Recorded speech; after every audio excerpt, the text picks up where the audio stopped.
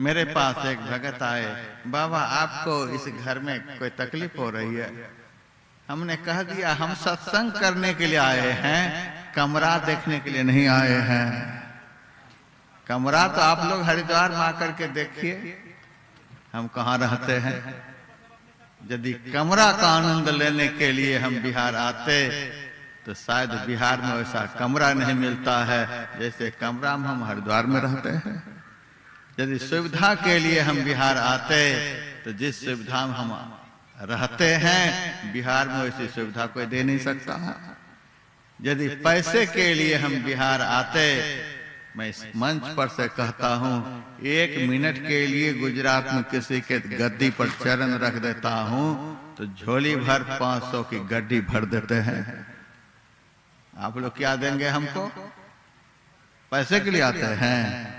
नहीं नहीं, गुरु महाराज जिस बाग को कठिन परिश्रम से 100 साल में सजाए हैं उस बाग में पानी देने के लिए आए हैं और किसी लिए नहीं। और इस मंच पर से झूठा प्रचार नहीं होता है। साफ साफ बोलता हूं, मिथ्यावाद उपाधि रहित जगत गुरु शंकराचार्य ने माया को मिथ्यात्ववाद कहते हैं, जो सदैव झूठ हो, सदैव झूठ हो। इस संसार का न धन सत्य है, न भवन सत्य है, न तन सत्य है, न परिवार सत्य है, न उपाधि सत्य है। दुनिया में कुछ सत्य नहीं है। इसी को माया मिथ्यात्ववाद कहते हैं, जिनकी वृत्ति ऐसे असत संसार से सदैव रहित है। वो है दुनिया के सबसे बड़े पाहुना, जा दिन संत पाहुने आवत। वो पाहुना जो माया मिथ्यात्ववाद से बिल्कुल रहित हो गए।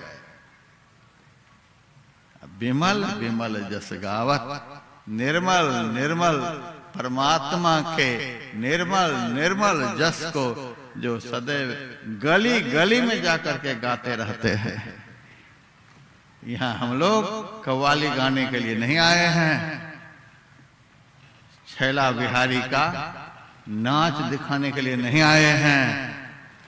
ईश्वर परमात्मा का निर्मल निर्मल जस गाने के लिए आए हैं, जिस गाना को सुनकर के जन्म जन्म का मलिन मन आपका निर्मल हो जाएगा।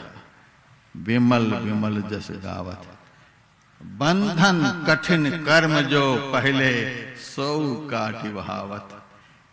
ये संत रूपी पाहुना जब समाज के बीच में आते हैं तो देखिए, बंधन कठिन कर्म जो पहले के किए हुए कर्म का जो कठिन बंधन है, जिससे यह जीव जकड़ करके अनेक प्रकार के दुख को यहाँ भोग रहा है, वो कठिन कर्म के बंधन को संत खोल करके नष्ट कर देते हैं, जला देते हैं। जैसे नाग का बंधन बड़ा विकट होता है, नाग फांस बड़ा विकट बंधन होता है। सांप जब बांध देता है दोनों हाथ को, काट देंगे उनको तो भी नहीं छोड़ेंगे, इतना कठिन बंधन होता है। और ऐसा बंधन जो किसी भी तरह से नहीं खुले, उस नाग के बंधन से यदि आसानी से मुक्त हो जाना चाहते हैं तो एक ही उपाय है, आप गरुड़ पक्षी के सामने चले जाइए। गरुड़ को देखते ही सांप डर के मारे खुल करके भाग जाता है। तो जैसे गरुड़ को देखते ही नाग का कठिन बंधन खुल जाता, वैसे संत को देखते ही जन्म जन्म का कर्म बंधन खुल करके भाग जाता है। बंधन कठिन कर्म जो पहले सौ काटी बहावत। संगति रहे साधु को अनुदिन, भव दुख दूरी न सावत। ये बहुत बड़ी बात है। संगति रहे साधु के अनुदिन, प्रतिदिन यह संग लगाई रहे। हमारे सत्संगी भाई बहन अब ज्यादा नहीं समझते हैं, सुनते खूब हैं, समझते कम है। गुरु महाराज के सामने जाकर के बेटा नहीं है, बेटी नहीं है, ये नहीं है, वो नहीं है, ज्यादा इससे ऊपर उठेंगे तो कहेंगे ध्यान में बिंदु का दर्शन नहीं होता है, नाद का दर्शन नहीं होता है, ये नहीं सुनाई देता है, वो नहीं सुनाई देता है। काहे के लिए गुरु महाराज का शेर खाने के लिए आता है?